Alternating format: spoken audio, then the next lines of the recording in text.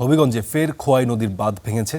এতে লোকালয়ে পানি ঢুকে দুর্ভোগে পড়েছেন কয়েকটি গ্রামের মানুষ এবং এই বিষয়ে আমরা সরাসরি যুক্ত হব হবিগঞ্জ থেকে আব্দুর রৌফের সঙ্গে এই বিষয়টি জানতে। রৌফ, কতগুলো গ্রাম আসলে প্লাবিত হয়েছেন এবং কত হাজার মানুষ এই পরিস্থিতির মধ্যে রয়েছেন?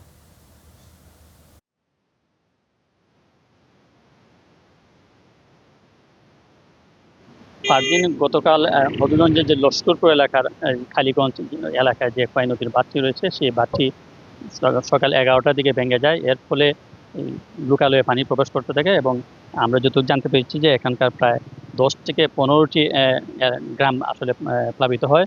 তবে এখন যেটি আজকে সকাল থেকে যেটা আমরা দেখতে পেরেছি যে এসব যেসব এলাকায় প্লাবিত হয়েছিল সেই এলাকাগুলোর পানি আসলে নামতে শুরু করেছে এবং যে আশ্রয়ণ প্রকল্পে যারা আশ্রয়ণ কেন্দ্রে যারা আশ্রয় নিয়েছিল তারাও আসলে যে বাড়িতে যাওয়া শুরু করেছে। তো আমরা পানি উন্নয়ন বোর্ড কর্তৃপক্ষের সাথে কথা বলছি, তারা যেটা বলছেন যে গতকাল হবিগঞ্জের যে বাল্লা সীমান্তে যে পানি 138 সেন্টিমিটার উপর সীমার 138 সেন্টিমিটার উপর দিয়ে প্রবাহিত হয়েছিল, সেই জায়গাতে আজকে মাত্র 12 সেন্টিমিটার বিপদ সীমার 12 সেন্টিমিটার উপর দিয়ে প্রবাহিত হচ্ছে।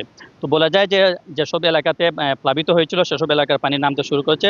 তবে এখানকার মানুষ যেমনটি বলছেন যে যে জায়গাটিতে বাঁধ ভেঙেছে সেই জায়গাটিতে আরো 1.5 মাস আগে ভাঙন দেখা দেয় এবং তখন এই এলাকায় ব্যাপক ক্ষতি হয়। আমরা তখনকার আপনাদের স্টার নিউজের মাধ্যমে জানাচ্ছিলাম যে তখন প্রায় 17 কোটি টাকার মতো ক্ষতি হয়েছিল। তো কিন্তু গতকাল যে ভাঙন দেখা যাচ্ছে এর ফলে আসলে ওই তেমন ক্ষতি হয়নি। তবে কর্তৃপক্ষ যে বলছে কৃষি অফিস যেটা বলছেন, কৃষি অফিস বলছেন যে প্রায় 100 হেক্টরের মতো ফসলি জমি এবং সবজিও প্রায় 20 থেকে 30 হেক্টর জমি, সব মিলিয়ে বলা যায় যে 120 থেকে 30 হেক্টর জমি ক্ষতিগ্রস্ত হয়েছে। এছাড়া এখানকার প্রায় 4 থেকে 5 হাজার মানুষ ক্ষতিগ্রস্ত বলে আমরা জানতে পেরেছি।